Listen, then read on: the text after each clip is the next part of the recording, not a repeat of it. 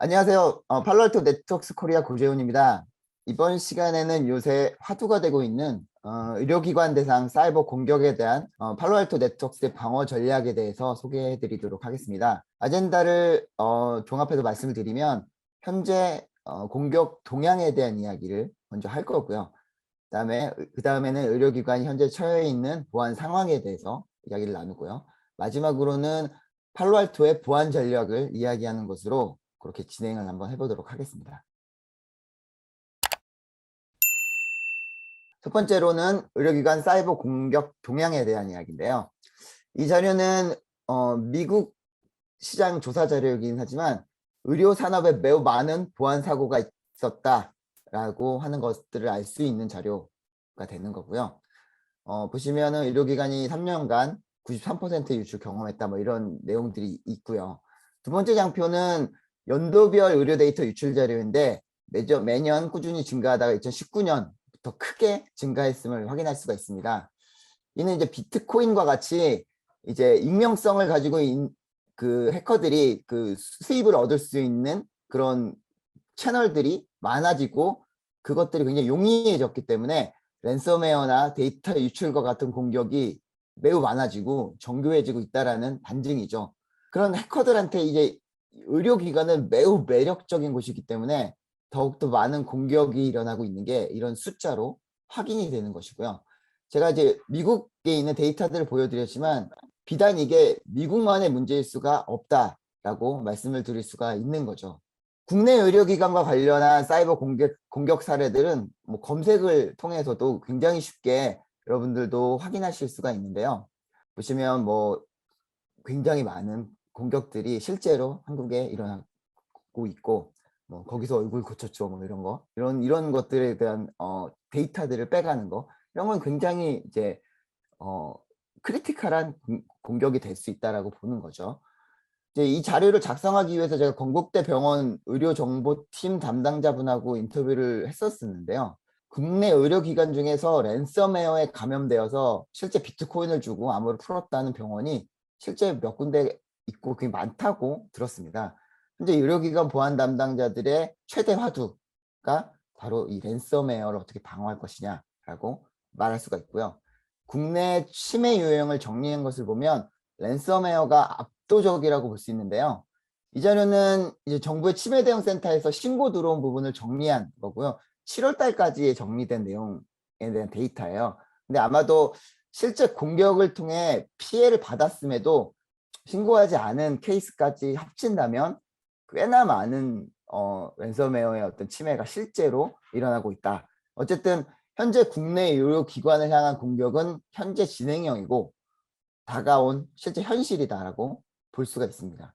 이 자료들을 종합해 보면 실제 의료기관들을 향하는 공격이 실제하고 있다는 게 명확하게 확인이 되는데요. 그렇기 때문에 실제 의료기관들도 이 부분에 대한 고민이 굉장히 깊은 것도 사실입니다. 그렇다면 현재 의료기관이 가지고 있는 보안의 현주소에 대한 맥을 짚어보는 게 굉장히 중요한 포인트가 될 수 있는데요. 공격자들은 어떠한 목적을 가지고 공격하고 있는지, 병원들은 어떠한 보안 전략을 가지고 준비하고 있는지, 또 어떤 그런 준비 과정에 있어서 어떤 허들들이 있는지에 대한 부분들을 좀 짚고 넘어가도록 하겠습니다. 의료기관에 아까 자료처럼 랜섬웨어와 데이터 유출 공격이 많은 이유는 명확합니다. 돈이 되기 때문이죠. 사람의 생명과 직결되어 있기 때문에 해커랑 협상 자체가 불가능합니다. 실제로 독일 디셀도르프 한 병원에서는 이로 인한 사망 사건이 실제로 있었고 뉴스를 아마 많이 보셔서 잘 아실 거예요.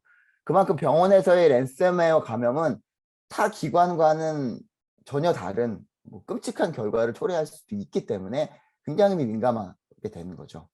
두 번째로 이제 데이터 유출과 같은 경우에는 의료 데이터가 굉장히 민감한 정보이기 때문에 타 데이터보다 5에서 10배 정도 비싼 가격에 거래된다고 다크웹에서 이렇게 거래가 된다고 하네요.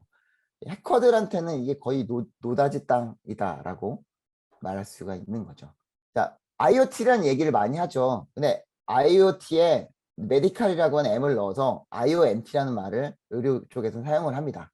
네트워크에 연결되는 의료 기기들을 말하는 거죠. 요새 이 IoMT가 병원마다 크게 늘어나고 있다고 합니다. 여기에 보안적인 문제들이 몇 가지가 있는데요. 첫째로는 의료기기 자체도 OS가 들어가는 실제 그 제품이긴 하지만 이 기기를 컨트롤하기 위해서 PC들이 딸려온다고 하죠. 이 PC들이 딸려오는데 이 PC가 사양이 너무 낮고 또 OS도 윈도우 XP 같은 걸 쓴다고 해요. 그러니 보안도 취약하고 또 사양이 너무 낮다 보니까 그 흔한 백신조차도 설치가 안 될 만큼 굉장히 낮은 사양의 PC라고 합니다. 그러니까 이제 해커들한테는 이보다 좋은 매력적인 공격 장소가 없는 거죠. 또 관리적인 어려움도 있는데요. 제가 이제 그 인터뷰를 해서 들은 얘기는 뭐냐면 이 모든 인프라 관리는 의료정보팀이 다 하죠. 그 병원 내 IT 부서에서 다 하고 있는데 의료기기들은 의공학팀이라는 곳에서 관리를 한다고 합니다. 그래서 병원의 IT를 총괄하는 곳에서 의료기기에 대한 어떤 정보나 권한이 없기 때문에 뭐 가시성은 물론이고 뭐 보안 정책조차도 제대로 적용하기 어려운 게 현실이라고 하죠. 보안 사고가 터지면 결국 의료정보팀이 처리하고 안고 가야 되는데 이게 참 쉽지 않은 구조다라고 보실 수가 있습니다. 이제 세 번째로는 이제 제한된 인력 예산과 인력 이거는 뭐 어느 팀 어느 뭐 고객들이 다 갖고 있는 문제이긴 한데 돈을 쓰는 조직이 이제 IT 부서에서 마냥 예산을 집행할 수 없는 게 이제 현실이죠. 문제는 대부분의 의료 쪽 보안 담당자들이 이 랜섬웨어 공격을 대비하기 위해 샌드박스를 주로 사용하는 APT 솔루션을 도입하거나 계획하고 있다는 거예요. 이게 뭐 나쁘다거나 틀렸다는 얘기가 아니라 결국 이런 보안 솔루션들이 도입돼서 잘 운영되고 분석이 되고 해야 되는데 샌드박스에서 분석되는 많은 알람들을 일일이 분석하거나 검증하는 건 굉장히 많은 인력과 시간이 필요하고 또 그렇게 해야 의미가 있는 건데 최소한의 보안 인력을 가진 이제 병원 IT 조직의 특성상 이런 효율적인 운영이 어려운 게 현실이라는 거죠. 정리하자면 이제 이와 같습니다. 환자 생명과 민감한 의료 정보의 특수성으로 인해 집중 표적이 되고 있고 랜섬웨어 데이터 공격이 현재 일어나고 있지만 이제 ATP 솔루션 대부분 샌드박스에만 의존하고 있는 게 현실. 그 다음에 낮은 사양의 PC와 OS 등으로 인해서 백신조차 설치할 수 없는 이런 기기들이 증가하고 있지만 여러 가지 관리의 어려움들을 가지고 있고 이제 뭐 제한된 예산이라든가 ATP 솔루션 운영을 위한 보안 인력의 부족 등으로 인해서 실제 굉장히 많은 허들들이 의료기관 사이버 보안을 위한 허들들이 굉장히 많이 있다라고 분석이 되었습니다. 이런 허들을 기반으로 해서 저희가 전략을 가지고 제 고객분들, 의료기관에 있는 고객분들이 어떻게 하면 이 위협들을 제대로 방어할 수 있을지에 대한 메시지들을 전달을 하려고 합니다. 제가 이제 전략을 짠 첫 번째는 이제 3단계로 이제 얘기를 하게 되는데요. 첫 번째는 고성능 방화벽 기능을 통한 하이라이키컬 방어 체계를 구축한다라는 이야기인데요. 이제 잠깐 부연 설명을 좀 드리자면 어쨌든 이 의료도 저희 공공시장 쪽에 포함되어 있는 이제 영역인 거고 저희 공공시장 쪽은 팔로알토 방화벽을 이제 고성능 방화벽이다라는 이름으로 이제 이야기를 통일을 했습니다. 그래서 이제 고성능 방화벽이라는 이야기가 나오면 팔로알토 방화벽을 이야기한다라고 이해를 하시면 됩니다. 현재 이 그림을 보시면 현재 기본적인 보안 구조가 보통 이렇게 되어 있습니다. 이게 어떤 의미냐면 방화벽은 그냥 이제 기본으로 아주 기본적인 IP 포트만 제어하고 나머지 L7을 보는 그런 주요한 이제 보안 기능들은 다 방화벽 아랫단에 다 배치를 하는 거죠. 샌드박스가 됐건 뭐가 됐건 그렇게 두는 거죠. 그러면 이제 보통 대부분 그래서 방화벽은 그냥 성능 잘 나오고 싼 거 이렇게 구성하는 경우들이 굉장히 많아요. 문제는 뭐냐면 자, 랜섬웨어나 이런 공격들이 들어오게 되면 방화벽이 하는 일이 별로 없습니다. 방화벽이라고 하는 거는 모든 프로토콜을 관장하고 모든 관문이면서 모든 프로토콜을 관장하는데 방화벽이 하는 일이 별로 지금 현재 없다는 거죠. 대부분의 정교한 공격들이 그냥 방화벽을 통과하는 형태가 되는 거죠. 그럼 문제는 대부분의 공격들을 방화벽 아래에 있는 장비들이 분석을 한다는데 부하도 많아지게 될 것이고 로그가 많아지고 분석도 많아지고 효율성도 떨어지고 각 장비 로그가 다 파편화되어 있는 그런 문제들이 많아질 수밖에 없다는 거죠. 이런 구조가 되면 사실은 랜섬웨어와 같은 현재의 위협을 대응하기 위한 적절한 방어 체계가 절대 될 수가 없다라고 말씀을 드릴 수가 있습니다. 만약 저 레거시 방화벽이 팔로알토 방화벽으로 고성능 방화벽으로 대체가 되어서 어플리케이션 기반으로 위협이 될 수 있는 경로를 선제적으로 차단을 하고 알려진 위협을 선제적으로 차단한다면 어떻게 달라지게 될까요? 저는 이제 이런 식의 그림이 될 수 있을 거라고 보여집니다. 방화벽이 모든 프로토콜을 다 보는 방화벽이 관문단에서 어플리케이션과 알려진 위협을 미리 차단을 하게 되는 거죠. 그리고 거기서 애드원으로 이제 저희의 그 DGA라든가 이런 C2 같은 이제 랜섬웨어가 이용하는 고난이도의 어떤 공격들을 차단할 수 있는 DNS 시큐리티라든가 어드밴스드 URL 기능들을 추가하게 되고, 이렇게 해서 실제 먼저 선제적으로 그 랜섬웨어의 위협이 되는, 또한 데이터 침해의 공격의 위협이 되는 부분들을 먼저 방화벽이 선제적으로 차단을 하게 된다면 기존에 투자되었던 뭐 샌드박스라든가 이런 기존의 고객분들이 가지고 있는 기존에 있는 보안 제품들을 좀 더 효율적으로, 좀 더 성능 효율성을 증대시켜서 사용하실 수가 있도록 저희가 만들어 드릴 수 있다. 이게 결국 제가 말하는 효율적인 하이라키컬한 방어 체계를 구축하는 방법이다라고 말씀드릴 수가 있고, 이 방어 체계의 핵심은 방화벽다운 그 어떤 그런 방어 체계를 가지고 가야 된다. 그리고 그것들을 제대로 할 수 있는 것이 바로 팔로알토의 고성능 방화벽이다라고 말씀을 드릴 수가 있겠습니다. 그러면 이제 이렇게 반문하시는 분들이 있을 수 있어요. 어플리케이션 제어하는 게 랜섬웨어에 무슨 큰 효과가 있냐라고 반문하시는 분이 있을 수 있거든요.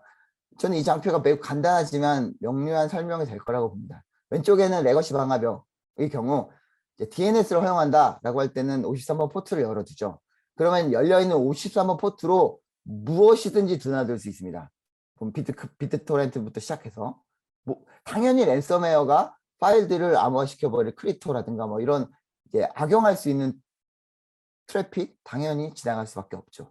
자, 오른쪽을 보십시오. 오른쪽은 어플리케이션을 통해 53번 포트가 아니라 DNS를 허용하게 하는 정책이 되는 거죠.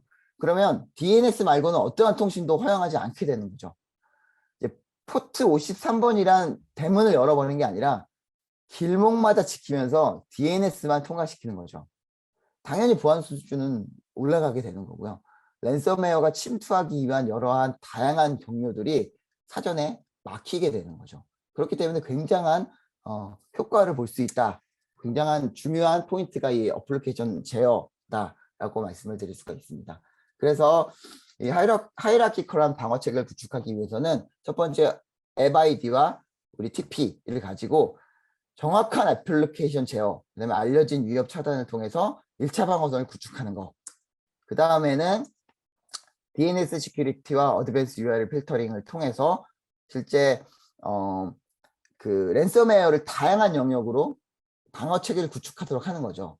현재는 샌드박스를 통한 악성 파일을 탐지하는 게 주가 되는 전략에서 좀 더 다각적인 방향으로 랜섬웨어를 방어할 수 있는 플랫폼 기반의 보안 체계를 구성할 수 있는 기초를 다질 수가 있는 거죠. 뭐 이 DNS 시큐리티나 어드밴스 URL 필터 기능이 뭐고 이게 어떻게 효과적인지에 대한 부분들은 이제 시간이 너무 많이 지나가고 내용이 길어질 수가 있어서 이렇게 지원을 한다라는 부분들만 언급하고 넘어가고, 나중에 이 자세한 설명을 할 수 있는 세션이 만약에 기회가 된다면 그때 한번 말씀을 드리도록 하겠습니다. 그래서 1차 초기 제안은 이제 앱 아이디와 TP를 가지고 제안을 하게 되고, 만약에 예산의 여유가 있거나 아니면 이 메리트를 느끼시는 고객이 있다라고 하면 추가 제안을 통해서 방화벽에 이런 제안들을 이루어지게 되면 다각적인 보안 체계를 구성할 수 있는 하이라키컬한 방어 체계를 구축할 수가 있다는 부분들이고요.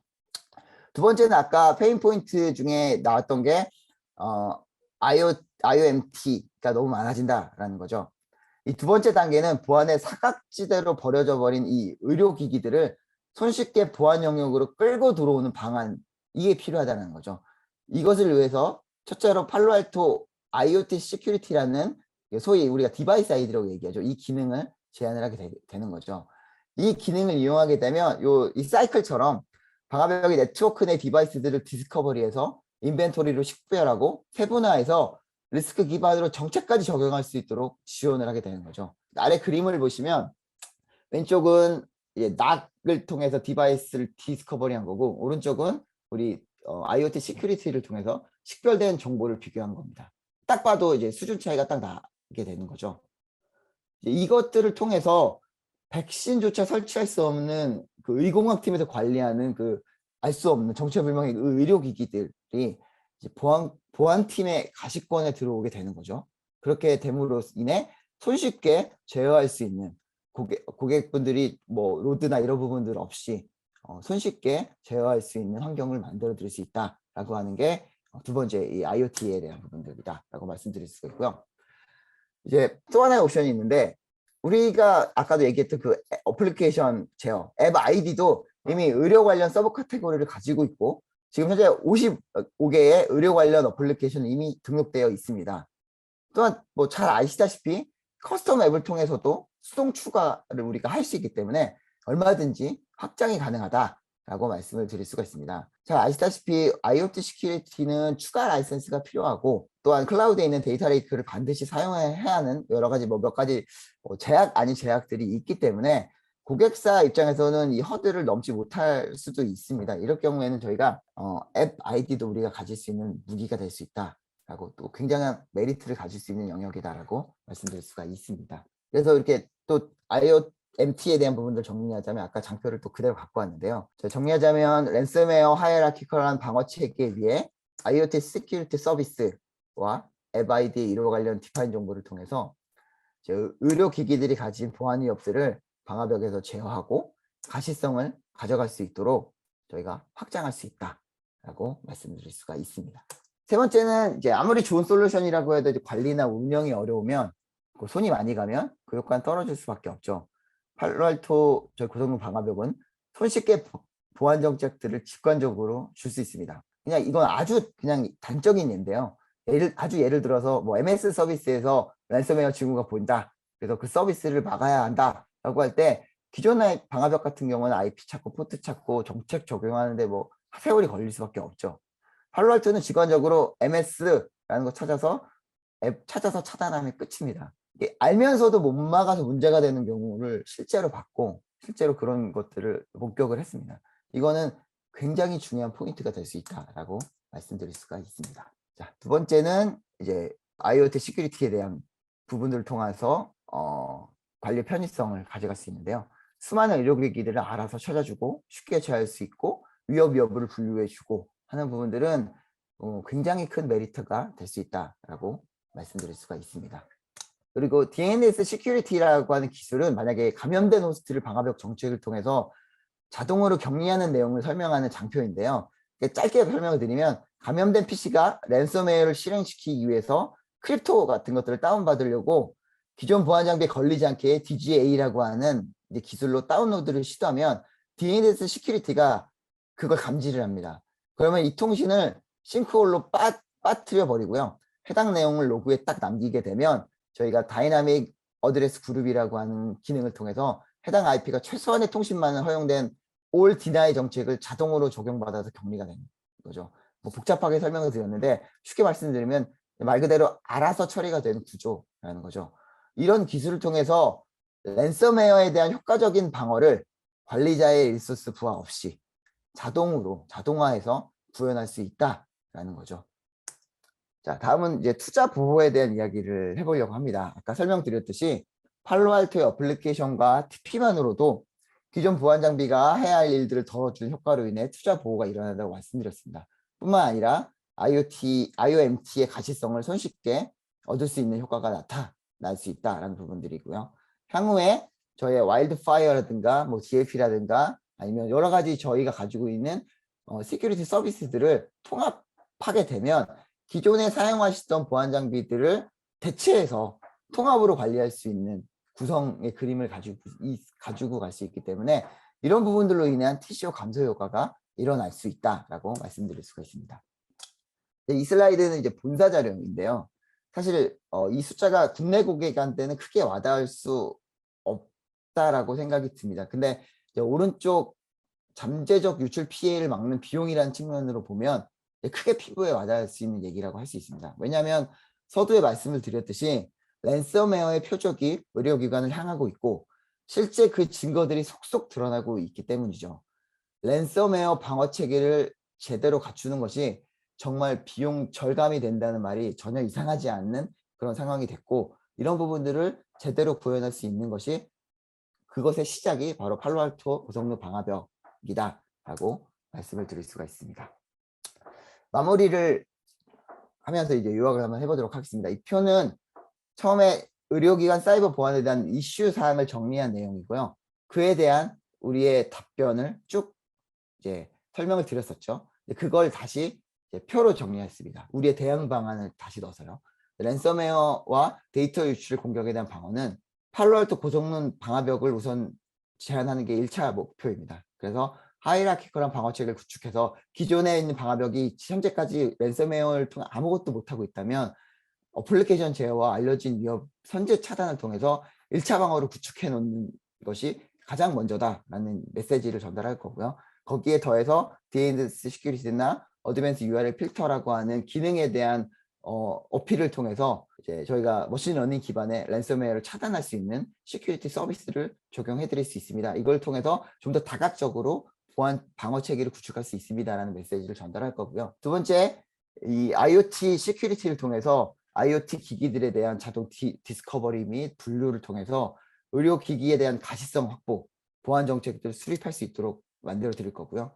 그 다음에 앱 아이디를 통해서 약 55개 그리고 플러스 알파로 의료 트래픽을 분류해서 바로 보안 정책들을 줄 수 있는 메리트를 제공해 드릴 수 있다라고 말씀을 드릴 수가 있고요. 어플리케이션에 대한 가시성, 손쉬운 설정, 그다음에 차단 자동화, 원클릭으로 의료기기들에 대한 가시성 분류, 트래픽 제어 가능을 통해서 제한된 인력으로 충분히 이런 랜섬웨어에 대한 방어를 현실화시킬 수 있다라는 부분과 향후 라이센스 추가를 통해서 기존의 샌드박스라든가 기존에 쓰시던 보안 제품들을 방화벽에서 라이센스만으로도 추가해서 통합으로 구성을 통한 TCO 감소 효과를 보실 수가 있다라고 말씀을 드릴 수가 있겠습니다.